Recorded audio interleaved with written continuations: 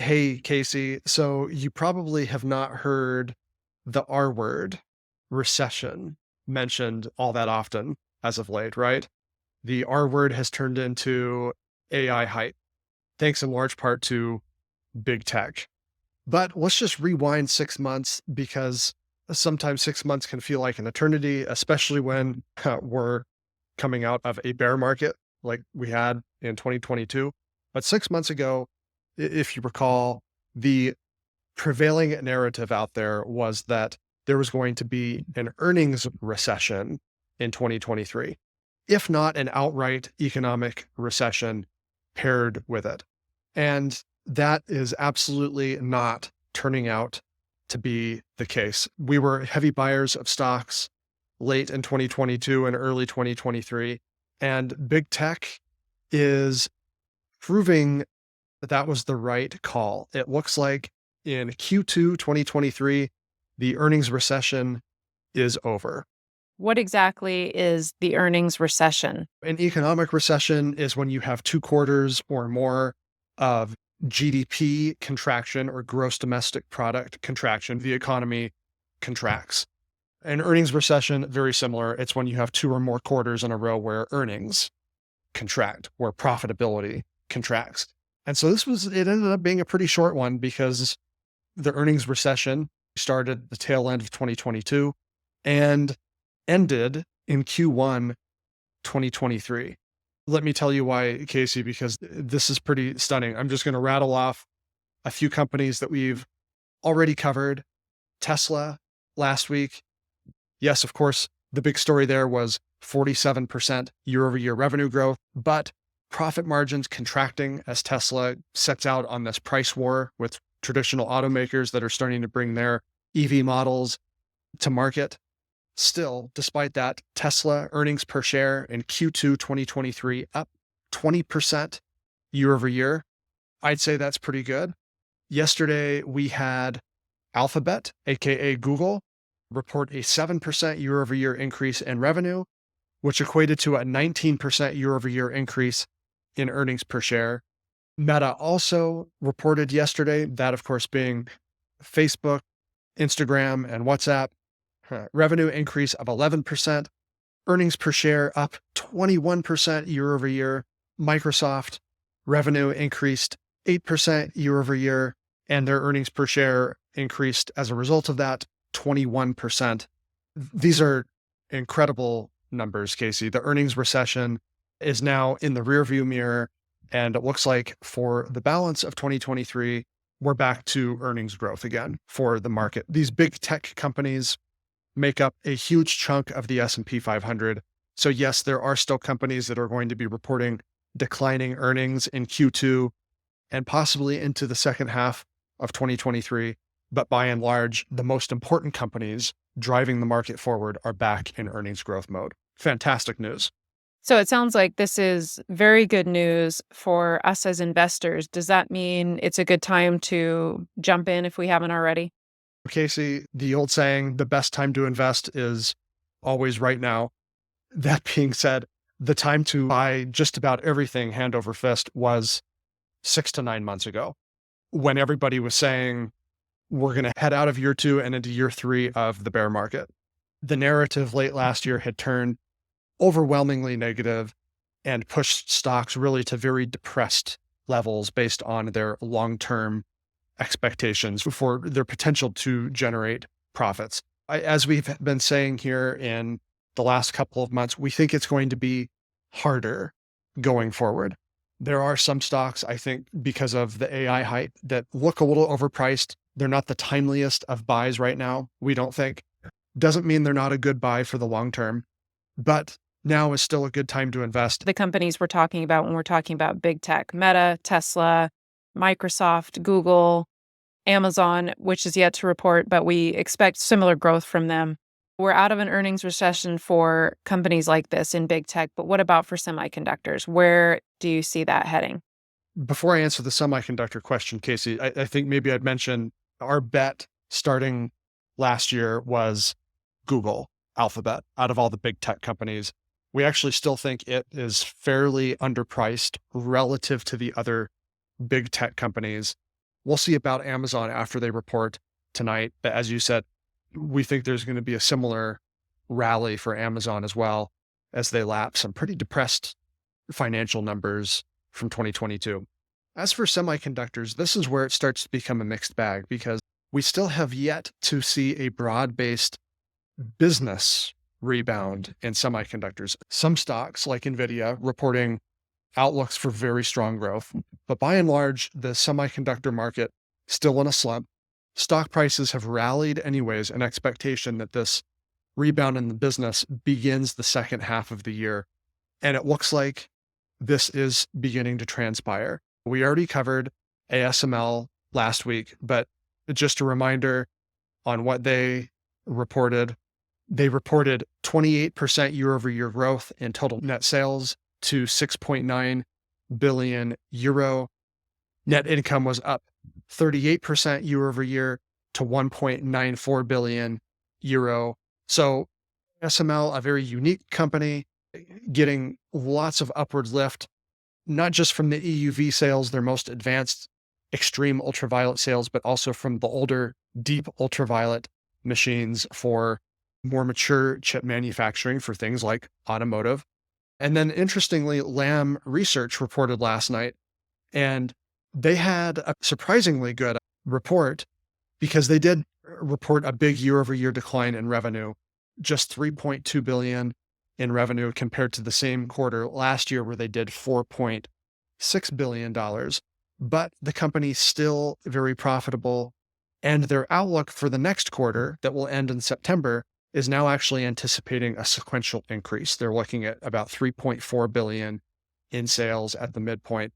Like we've been saying here, the second half of 2023 is where we're going to actually begin seeing the business results start to catch up with the stock performance that we've seen over the last 9 months. So I guess in short, some stocks are more timely buys than others right at this point because some have rallied, we think, too far, too fast, and have yet to see a business rebound. But by and large, chip stocks look like they're in a really good place.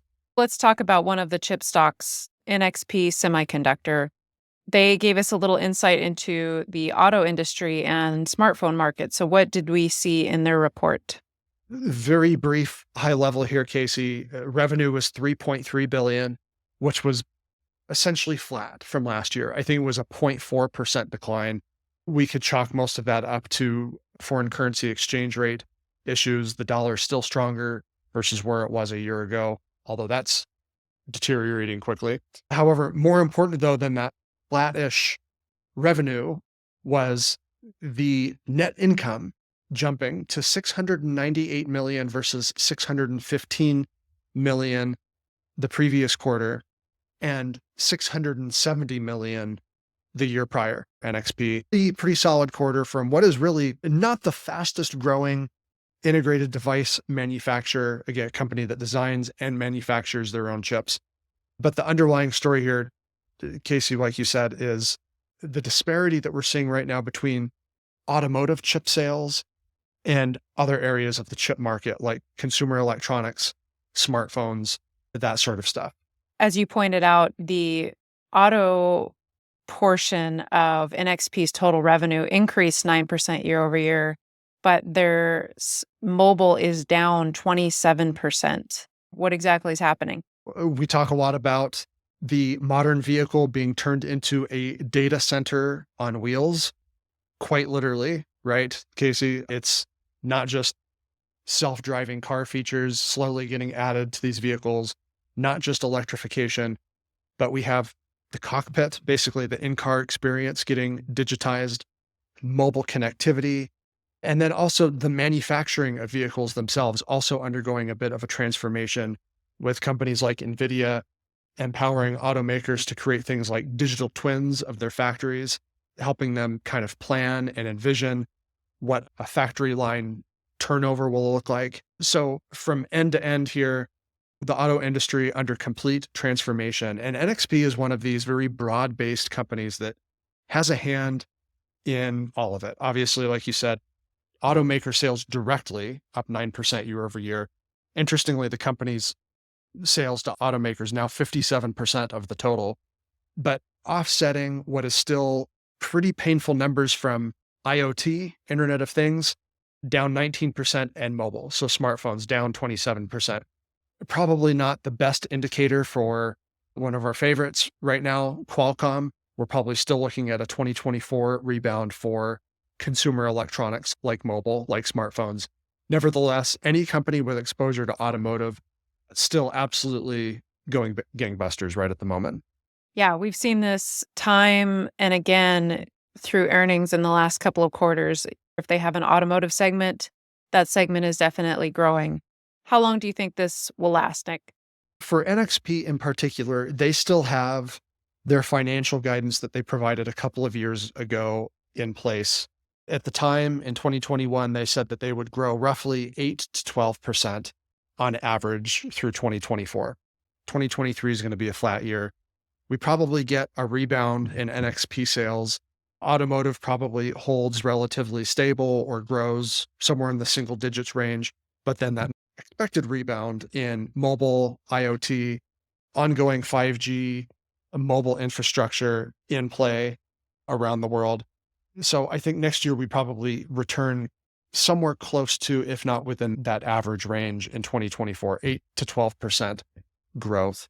Again, not a super exciting semiconductor company, but if you're an investor looking for something slower and steadier, a company that pays a dividend and repurchases stock, NXP, not a terrible place to park some cash for the long term. Where do we sit in the valuation of this company? So this is one of those stocks that can get tricky. If you look at the trailing 12-month valuation, it's over 20 times trailing 12-month earnings, over 20 times price to free cash flow. But based on expectations for 2024, which again, we think is going to be somewhere in the double-digit range if the company returns to this midterm outlook they provided a few years ago, the stock probably trading only for something like maybe 14, 15 times next year's expected earnings. Probably not as expensive as it looks at first glance if you look at it on a forward basis. I should also mention, Casey, in addition to NXP buying back shares, they typically do this. You also get about a 1.9% dividend. And that's been a dividend payment that has grown over time as well.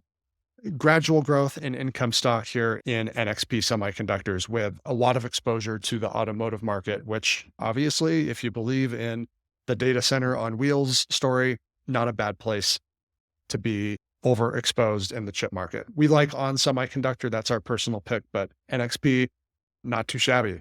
Great quarter. We'll move on to Cadence Design Systems, which, as you probably know, if you've watched our videos on our channel, is one of our favorite companies here at Chipstock Investor. We've been following it very closely, especially in the last year. Let's move on to their quarterly earnings and what this means for investors. For the second quarter, Cadence Design Systems grew 14% in revenue and 18% year over year adjusted earnings per share. And their expectations are also very good. They expect a 15% year over year increase in revenue and now a 19% year over year in adjusted earnings per share growth for the second half of 2023. So overall, sounds like they had an excellent quarter. It was fantastic, Casey. And I think as we've explained in past videos about Cadence as well as Synopsys, Synopsys is actually the biggest player in EDA software, electronic design automation, and now systems design automation, SDA, and then Cadence in second place behind them. Both of these companies are fantastic, slower, not slow, but slower, but steady growth plays on the semiconductor market, because even when there's these cyclical downturns in chip sales, companies like Cadence still put up solid growth. And it's not just because they're subscription software. They actually do have hardware sales in addition to that, which we can touch on here in a moment. A lot of it is because chip designers and now also system designers. So think companies that design and manufacture servers, and then the companies that operate data centers where those servers eventually get installed. automotive companies as well, the data centers on wheels. You got to consume a lot of chips and figure out what to do with them. Your research and development dollars tend to stay pretty stable despite the ups and downs in ultimate sales, because if you scale back on R&D and your competitors keep spending, you fall behind the next time there's an uptick in the industry. Because of that dynamic, you get this nice, steady, double-digit revenue and earnings growth from companies like Cadence and Synopsys. And so that's what we're seeing here. Despite some pretty ugly chip industry numbers for Q2 overall, Cadence, excellent numbers if you're a shareholder. Taking a look at our Cadence Design's revenue breakdown for Q2, custom IC or integrated circuit design and simulation, 22%, digital IC, 27%, functional verification with emulation and prototyping hardware at 27%, IP, intellectual property, 11%, and system design and analysis at 13%.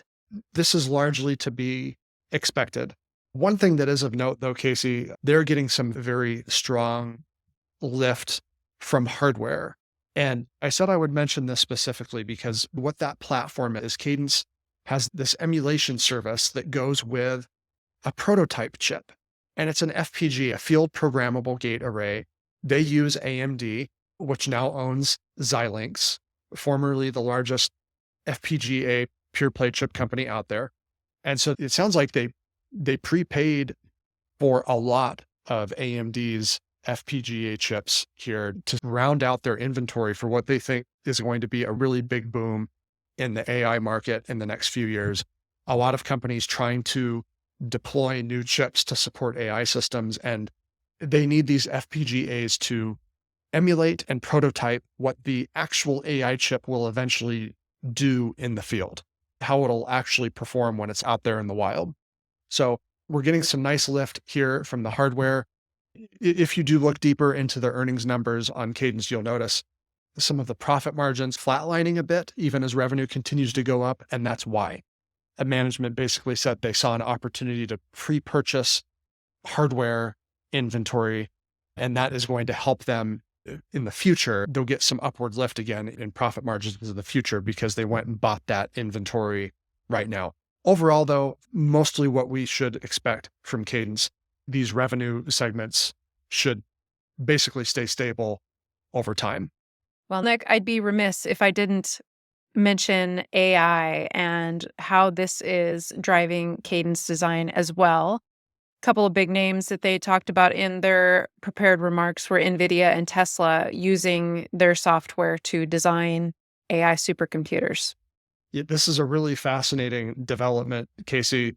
Again, just referring to the chart that you made here on their revenue breakdown, the system design and analysis, it's listed at 13%, but it's actually much higher than that because a lot of chip companies, the system design and analysis are companies that are traditionally non-semiconductor businesses. But there's a lot of non-semiconductor businesses also using Cadence for custom and digital IC design and sign off as well. So the system designers, notably Tesla and NVIDIA, called out in the last call, using the full suite, the full range of software that Cadence has to offer. And not only are they using it to develop AI, be it like Tesla in the actual car itself, but also these supercomputers that are being used to train the self-driving car software. Cadence also has done a lot of work to infuse AI into its suite of software. So last quarter, we talked about one product in particular. It's a type of generative AI service where an engineer can ask the Cadence software to lay out the circuit board for them. And it'll come up with these different iterations of how you lay out the circuit board and then simulate how that will behave. Really awesome stuff to help speed up the design process and get companies designing chips and systems to market much more quickly. This is an amazing company that few people know about, and it's why it's one of our favorites. If you think this AI and just general systems complexity, be it from AI or electrification or whatever, if you think that's the trend for this bull market that's emerging for the next 5 to 10 years, like we do, Cadence and Synopsys really are two companies you need to get familiar with. Okay, let's talk about valuation for Cadence Design. I think it's a premium valuation at this point, isn't it? Indeed, it is. Casey, we're going to get lots of comments about these stocks being expensive. We'll focus just on Cadence because Synopsys has not reported yet. But it's trading, even on 2024 expectations, over 40 times expected earnings, over 40 times expected free cash flow. This stock has actually gotten more expensive since we started dollar cost averaging into it late in 2022. We started DCAing into both Cadence and Synopsys. We like them both, but these are two stocks that are probably not going to just magically turn cheap anytime soon. That's something that you perhaps might have to consider if you stick these things on your watch list. It's why we decided to dollar cost average rather than take a big position upfront in it. And we're not changing our outlook at this time on that. This is still a dollar cost average DCA stock for us, despite the premium valuation, because we think it has a lot of steady growth potential over the next decade. Something else unique with Cadence Design Systems, they're making a push into life sciences with their acquisition of OpenEye, which we did mention on our most recent video of Cadence Design. This company, OpenEye, focuses on molecular modeling and simulation. Cadence is going to add its own AI capabilities to this company as well and try to expand into a new frontier. I like that we're going to end on this, Casey, rather than just purely the valuation, because I think maybe it will help some wrap their mind around why these things are so expensive, why it's such a premium price. One of the big questions we get asked is, what is the difference between Synopsys and Cadence? And here's a key area where we think there's beginning to be a more pronounced difference between the two. This is an oligopoly, Synopsys, Cadence, and Mentor, which is owned by Siemens, the German industrial giant. They've hacked up the EDA and SDA software industry. But Synopsys, as we talked about on our last video for them, are delving deeper into the cybersecurity industry, specifically with application level security. And now Cadence, as you mentioned, Casey, delving into life sciences software. So these are both small segments, especially for Cadence. Life sciences is not a place they've made a concerted effort into yet, but that's just starting. So they have had tremendous success in design for chips and systems, and now they're going to potentially be able to replicate that success into two new, very large industries. So again, thus the premium valuation. That's something that has to be considered. Thanks everyone for watching today at Chip Stock Investor. We will have an update on the Silicon Motion and Max Linear saga as soon as Silicon Motion reports earnings later today. Make sure you hit the subscribe button, hit the bell for notifications, and we will see you all soon. Stay cool.